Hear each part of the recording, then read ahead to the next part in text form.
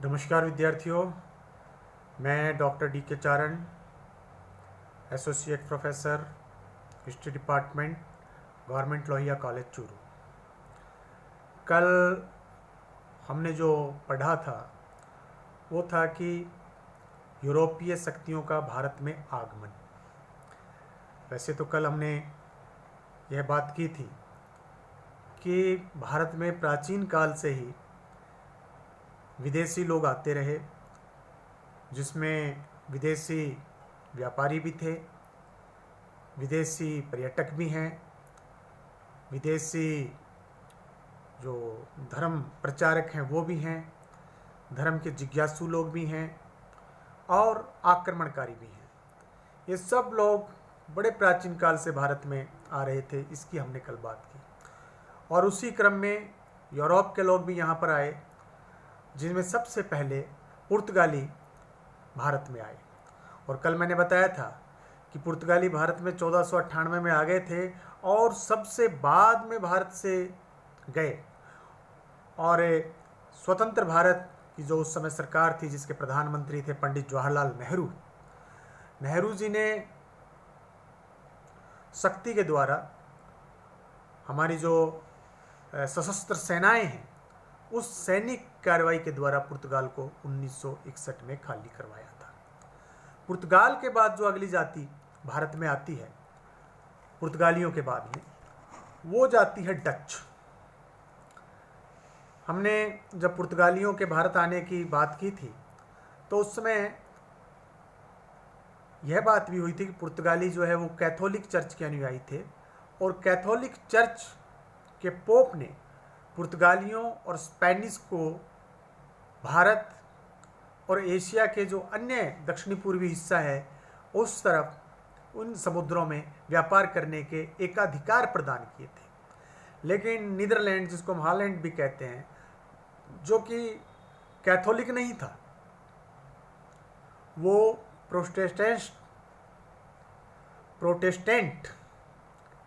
आप जानते हैं कि ईसाई जो धर्म है उसकी दो शाखाएं, कैथोलिक जो कि सनातन ईसाई थे, और जो कुछ नई परिवर्तन के साथ में ईसाई धर्म के अंदर जो लोग थे वो प्रोटेस्टेंट कहलाते थे। तो नीदरलैंड प्रोटेस्टेंट है, इसलिए नीदरलैंड यानी कि, और यहाँ के लोगों को डच कहते हैं। इसलिए नीदरलैंड के लिए यह ज़रूरी नहीं है कि वह कैथोलिक पोप के आदेशों की पालना करे। अतः नीदरलैंड ने भी, यानी कि डचों ने भी भारत में व्यापार करने का अपना मन बनाया और वे लोग भी भारत की तरफ आए। और इस कड़ी में 1595 से लेकर 1601 ईस्वी तक कई डच जहाज़ भारत में आए और उन्होंने, जो डच गवर्नमेंट है, जो सरकार है उनके देश में, 1602 में उन्होंने एक कंपनी की स्थापना की जो कि भारत के साथ व्यापार करेगी। उस कंपनी का नाम Dutch United east India company, Dutch United east India company, वो एक कंपनी का गठन किया। और हॉलैंड की सरकार ने उसको 21 साल तक भारत और पूर्वी एशिया के देशों से व्यापार करने की अनुमति प्रदान की। जब ये सारी सरकारी सहूलतें इस कंपनी को मिल गई, सरकार का समर्थन मिल गया, तो जल्दी ही डचों ने भारत के जो आंध्र प्रदेश है उसमें मछलीपट्टम नामक स्थान पर अपनी फैक्ट्री की स्थापित की, यानी अपना एक व्यापारिक केंद्र स्थापित किया। मछलीपट्टम के बाद डचों ने भारत में पुलिकट, सूरत, करिकाल, चिनसुरा, कोचीन में भी अपनी फैक्ट्रियां स्थापित की। मछलीपट्टम के अलावा कहाँ की? पुलिकट, सूरत, करिकाल, चिनसुरा और कोचीन, ये इन स्थानों पर इन्होंने। बंगाल में भी इन्होंने अपनी डच फैक्ट्री इन्होंने स्थापित की, जो कि पीपली नामक स्थान पर इन्होंने अपनी फैक्ट्री, और जल्दी बालासोर में भी इनका एक महत्वपूर्ण व्यापारिक केंद्र इन्होंने बना लिया। इसके बाद डचों ने चिनसुरा, कासिम बाजार, पटना, बड़नगर में भी अपनी फैक्ट्रियां स्थापित की। हम देख रहे हैं कि डच जो है तेज़ी से अपना प्रसार कर रहे हैं। और डचों ने जो व्यापार कर रहे थे, व्यापार में उनकी सामग्री क्या क्या थी, वो मसालों के साथ साथ भारतीय वस्त्र जो है उनके ऊपर, उनके व्यापार के उनका अधिक फोकस था। लेकिन जल्द ही वो भारतीय व्यापार से बाहर हो गए, या भारतीय महाद्वीप से, या इस क्षेत्र से बाहर हो गए, और अंग्रेज़ों के हाथों वो पराजित होने लगे। बंगाल पर अपना अधिकार करने के उद्देश्य से अंग्रेज़ों ने बड़नगर, कासिम बाजार इत्यादि महत्वपूर्ण बस्तियों की तरफ अभियान किया, और जो डच कॉलोनीज वहाँ पर जो थी उनको बर्बाद कर दिया। और इस प्रकार से इन दोनों शक्तियों के बीच में, अंग्रेज और डच के बीच में एक संघर्ष वहाँ पर चल पड़ा। और 1759 में बेदारा के युद्ध में डचों को निर्णायक पराजय का सामना करना पड़ा, और इस तरह डच भारतीय व्यापार से बाहर हो गए। और अंत में 1805 में चिनसुरा व मलक्का के बदले उन्हें सुमात्रा का टापू देकर अंग्रेज़ों ने डचों का भारत में जो अंतिम चिन्ह था वो भी मिटा दिया। कब मिटा दिया? 1805 में। चिनसुरा और मलक्का के बदले क्या दिया? सुमात्रा का टापू दिया, और डच जो है वो पूरी तरह भारत से बेदखल कर दिए गए। अब अगली जो महत्वपूर्ण जो शक्ति है, यूरोपीय शक्ति भारत में जो आ रही है, वह है इंग्लैंड। अंग्रेज़ों का आगमन पहले पुर्तगालियों का हुआ, फिर डचों का हुआ, और अब जो है अंग्रेज़ों का आगमन। पुर्तगालियों ने जब भारत से व्यापार प्रारंभ किया तो उनकी समृद्धि को देखकर यूरोप के दूसरे जो देश थे, उन देशों में भी भारत से व्यापार करने की बातें होने लगीं। वहाँ के जो इच्छुक लोग हैं, वहाँ की जो सरकारें हैं, वे सरकारें भी इसके बारे में सोचने लगी। और 1588 में अंग्रेज़ों ने स्पेन को पराजित कर दिया था।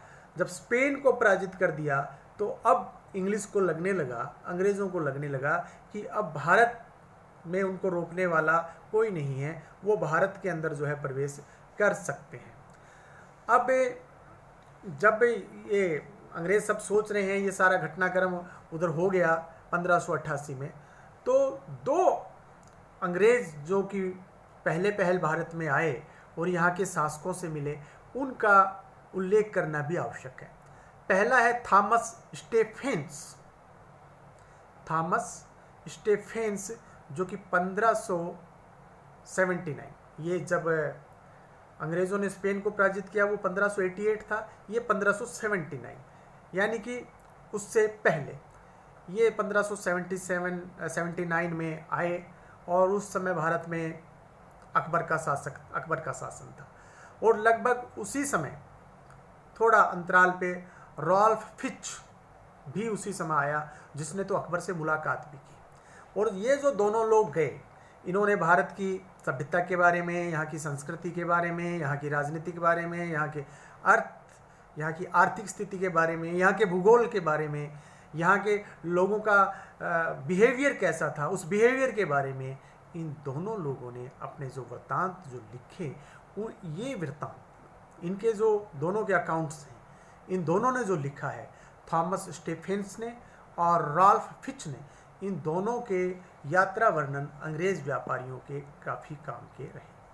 अब ये सब इंग्लैंड के अंदर चल रहा है। इंग्लैंड के व्यापारी बड़े आतुर हैं, और वहाँ के जो बड़े प्रमुख बिजनेस हाउसेज हैं, जैसे हमारे भारत में अंबानी हो, अडानी हो, टाटा हो, वहाँ के जो बिजनेस हाउसेज हैं उस टाइम के, वो 1599 में उनका एक ग्रुप, एक उनका समूह बनता है, एक परिषद का अपना गठन करते हैं और एक प्रार्थना पत्र तैयार करते हैं। और प्रार्थना पत्र इंग्लैंड की महारानी एलिजाबेथ प्रथम के पास में भेजा जाता है, उसको लेकर के जाते हैं और उनसे व्यापार की मांग करते हैं। एलिजाबेथ ने इस समूह को 15 वर्ष के लिए व्यापार करने की स्वीकृति दी थी, और इस प्रकार 31 दिसंबर 1600 को भारत से व्यापार हेतु ईस्ट इंडिया कंपनी की स्थापना हुई। 31 दिसंबर 1600 को ईस्ट इंडिया कंपनी की स्थापना होगी। बाद में 1609 ईस्वी में जब इंग्लैंड का शासक जेम्स प्रथम था, उसने एक व्यापारिक इनका जो अधिकार है उसको अनिश्चित काल के लिए बढ़ा दिया, लेकिन कंडीशनल, अनिश्चित काल के लिए बढ़ाया लेकिन कंडीशनल, कि जब भी सरकार चाहेगी कि भाई ये व्यापार ना करें या इसमें कोई परिवर्तन चाहेगी तो 2 साल के नोटिस पर इसको समाप्त किया जा सकता है। ये जो एकाधिकार दिया जेम्स प्रथम ने अनिश्चित काल का, कंडीशनल, 2 साल का इनको नोटिस दिया जाएगा कि भाई आप आज के 2 साल बाद आप व्यापार नहीं करेंगे। तो ये इन्होंने एक वहाँ पर जेम्स प्रथम के द्वारा इनको उस समय सुविधा दी गई और इस प्रकार से ये कंपनी की स्थापना होगी, अनुमति होगी।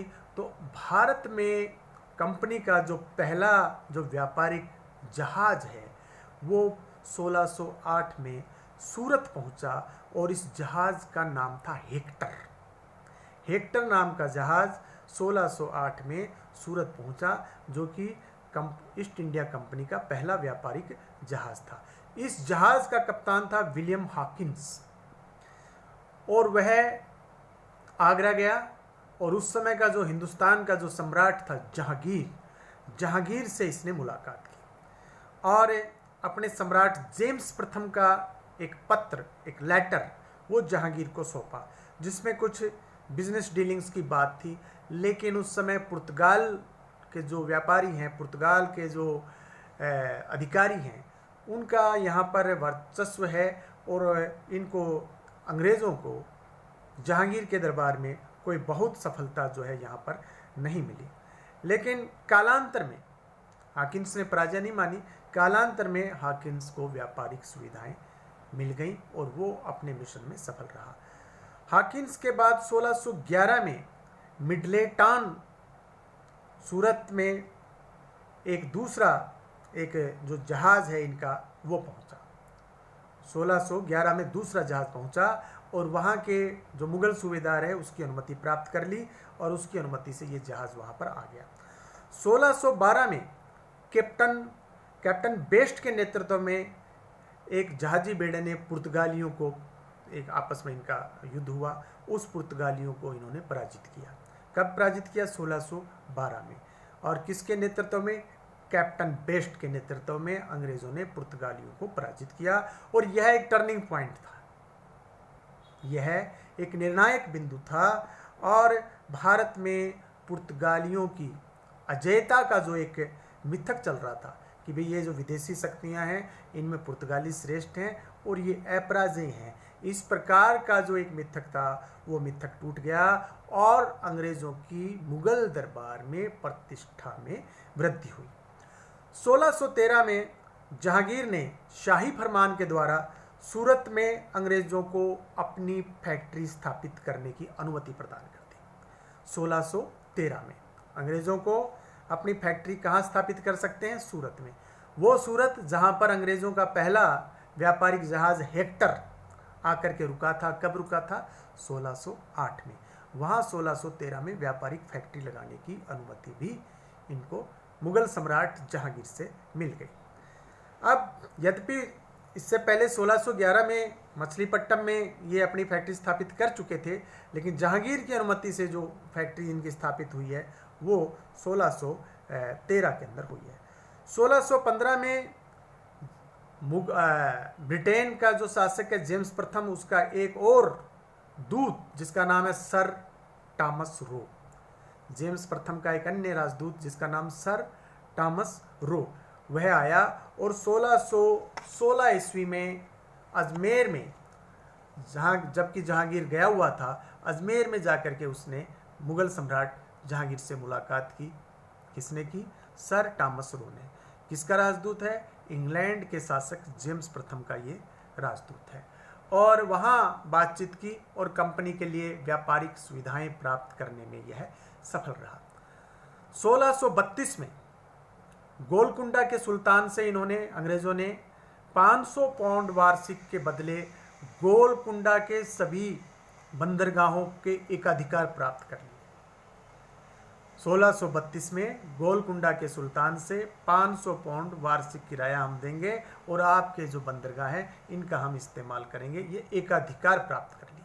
और अगले ही साल पूर्वीय तट पर उड़ीसा में बालासोर और हरिहरपुरा में व्यापारिक कोठी स्थापित कर ली। देखिए बड़ी तेजी से आगे बढ़ रहे हैं। पहले वहाँ पे गोलकुंडा में इन्होंने वह बंदरगाह ले लिए और उड़ीसा के बालासोर और हरिहरपुरा में इन्होंने अपनी व्यापारिक फैक्ट्रियां स्थापित कर ली। 1639 में चंद्रगिरी के शासक से फ्रांसिस डे ने मद्रास पट्टम को पट्टे पर प्राप्त किया। मद्रास पट्टम जो उसका स्थानीय नाम था उसको पट्टे पर प्राप्त किया और यहाँ पर फोर्ट सेंट जॉर्ज की स्थापना की। फोर्ट यानी कि किला, अंग्रेजों ने यहाँ किला बनाया है जिसका नाम रखा Saint George. Fort Saint George की स्थापना की। यह भारत में अंग्रेजों के द्वारा बनाया गया पहला किला था। क्या नाम है? Saint Fort George. कहाँ बनाया गया? मद्रास में। और इस प्रकार से हम कह सकते हैं जो मद्रास आज का जो चेन्नई है, जो कि पहले कोई छोटी बस्ती थी, उसको एक अच्छा एक आकार देने का जो कार्य वो किया फ्रांसिस डे ने और वहाँ किला बनाया। और यहाँ किला बना करके 1552 में अंग्रेजों ने मद्रास को प्रेसिडेंसी का दर्जा दे दिया। किसका दर्जा दे दिया? प्रेसिडेंसी। प्रेसिडेंसी क्या है? प्रेसिडेंसी अंग्रेजों के एडमिनिस्ट्रेटिव सेंटर्स हैं जहाँ से ये अपना शासन संचालित करते हैं, जहाँ इनके जो बिल्कुल जो शीर्ष अधिकारी है वो बैठते हैं, जहाँ इनकी पॉलिसी बनती है, जहाँ से इनकी पॉलिसी इम्प्लीमेंट होती है, वो इनकी प्रेसिडेंसी है। तो मद्रास को भी एक वहाँ की प्रेसिडेंसी बना दिया गया और उसके तहत पूर्वी और दक्षिण भारत के व्यापारिक केंद्र है वो उसके तहत कर दिए गए। इस प्रकार से 1651 में एक अंग्रेज ब्रिजमैन ने शाह सुजा, जो कि उसमें बंगाल का सूबेदार था, से अनुमति प्राप्त कर बंगाल में प्रथम अंग्रेज कारखाना बनाया हुगली नामक स्थान पर। 1651 में हुगली नामक स्थान पर इन्होंने अपना प्रथम कारखाना बनाया और बाद में कासिम बाजार, पटना, राजमहल भी इन्होंने अपने कारखाने स्थापित किए। 1616 में इंग्लैंड के जो चार्ल्स द्वितीय का विवाह पुर्तगाली राजकुमारी से हुआ, तो पुर्तगालियों ने इनको बम्बई जो है, बम्बई का जो आप कहें कि जो एक बंदरगाह था, एक जो द्वीप था, एक उस द्वीप को इन्होंने अंग्रेज़ों को दहेज के रूप में दे दिया। बाद में चार्ल्स ने यह जो स्थान है, यह स्थान ईस्ट इंडिया कंपनी को किराए पर दे दिया, जो इसको दहेज में मिला था बम्बई वाला स्थान। और उस समय बम्बई एक साधारण सा टापू था। इसे एक महत्वपूर्ण व्यापारिक नगर और एक बड़ा बंदरगाह बनाने का जो श्रेय है वो गेराल्ड आंगियार को जाता है। गेराल्ड आंगियार ने इस बम्बई नामक के जो साधारण सा टापू था, साधारण सा एक बंदरगाह था, इसको एक व्यापारिक नगर और इसको एक बड़े बंदरगाह के रूप में इन्होंने प्रतिष्ठित किया। और इस प्रकार से लगातार तरक्की कर रहे हैं अंग्रेज, आगे बढ़ रहे हैं। 1698-99 में बंगाल का जो सूबेदार था अजीम हुसैन, उससे हुगली के समीप, बंगाल के सूबेदार अजीम हुसैन से हुगली के समीप 1200 रुपये में सुतनाती गोविंदपुर और कालीकाता, सुतनाती गोविंदपुर और कालीकाता नामक गांवों की जमींदारी खरीद ली। जमींदारी खरीदने का मतलब वहां के जमींदार के अधिकार प्राप्त कर लिए। जमींदार का क्या अधिकार था? जमींदार का अधिकार जो बड़ा अंग्रेजों को जिसमें इंटरेस्ट है वो है रेवेन्यू कलेक्शन का। रेवेन्यू कलेक्शन भी करता था जमींदार, लॉ एंड ऑर्डर भी मेंटेन करता था। ये अधिकार अंग्रेजों ने ले लिया है। अब यहाँ के किसानों से कर वसूली का कार्य, व्यापारियों से कर वसूली का जो कार्य है वो ये लोग करेंगे यहाँ पर। बाद में इन तीनों गांवों को मिलाकर जाब चारनोक ने, ये जो तीन गांव थे, सुतनाती है, गोविंदपुर है, कालीकाता है, इन तीनों गांवों को मिलाकर के जॉर्ज चारनोक ने एक यहाँ पर एक नया एक किला बनाया जिसको फोर्ट विलियम किला कहा गया। और इस प्रकार से कलकत्ता जो नगर है उसकी नींव भी पड़ी। वो जब फोर्ट विलियम जब किला बना तो वहाँ पर एक टाउन हो गया। वो टाउन धीरे धीरे नगर से महानगर, आज हम कलकत्ता कोलकाता जिसको कहते हैं, और इस प्रकार से कलकत्ता नगर की जो नींव है वो डली और जाब चारनोक को उसका जो है श्रेय जाता है। 1700 में कलकत्ता को मद्रास से अलग करके एक अलग प्रेसिडेंसी बना दिया। पहले ये मद्रास के द्वारा गवर्निंग हो रहा था, अब कलकत्ता को अलग प्रेसिडेंसी बना दिया, कलकत्ता जो है वो अलग रहेगा। इस प्रकार से ये अंग्रेज आगे बढ़ रहे हैं। लेकिन मीनवाइल इंग्लैंड के अंदर सरकार बदल जाती है। सरकार बदलने के बाद में सरकार का अब यह है कि ये जो कंपनी कार्य कर रही है इसका एकाधिकार छीन लिया जाए और वह बाकी व्यापारियों को भी व्यापार करने की अनुमति दी जाए, क्योंकि जब इतना ये कमा रही है कंपनी तो इंग्लैंड के जो बाकी व्यापारी हैं वो सरकार पर दबाव डाल रहे हैं कि भाई हमें भी ईस्ट इंडिया के अंदर जाने, हमें भी भारत के अंदर जाने दिया जाए, पूर्व में जाने दिया जाए, हम भी व्यापार करते हैं। और 1698 ईस्वी में एक और कंपनी वहां पर बन गई जिसका नाम English trading company in the east, English trading company in the east. बाद में इन दोनों कंपनियों में आपस में समझौता हो गया, विलय हो गया। 1702 में इन पे समझौता हो गया और 1708-9 में एक नई कंपनी बनाई गई। उस कंपनी का नाम है the United company of merchants of England trading into the east India. Company का नाम है the United company of merchants of England trading into the east India, ये इस कंपनी का नाम है। और इस कंपनी के बनने के बाद में इनका एक प्रतिनिधि मंडल भारत का जो उसमें मुगल सम्राट था फर्रुखसियर से मिला, और उसमें उस प्रतिनिधि मंडल में एक डॉक्टर भी था जिसका नाम था हैमिल्टन, विलियम हैमिल्टन उस डॉक्टर का नाम था, जिसने फर्रुखसियर का इलाज किया। फर्रुखसियर बड़ा खुश हुआ और उसके बदले कंपनी ने फर्रुखसियर से बहुत सी रियायतें मांग ली और फर्रुखसियर ने वो रियायतें दे दी। तो क्या क्या रियायतें हैं कि बंगाल में कंपनी 3000 रुपये वार्षिक देगी और उसके बदले मुक्त व्यापार करने का अधिकार। कंपनी बंगाल में 3000 रुपये देगी, किसको देगी? मुगल सम्राट को देगी, और उसके बदले बंगाल में कितना ही व्यापार करे, लाखों का करे, करोड़ों का करे, अरबों का करे, लेकिन टैक्स केवल जो है वो 3000 रुपये रहेगा या ना करे। 3000 रुपये उनको देने ही देने हैं। इससे बाद में बड़ी समस्या पैदा हुई।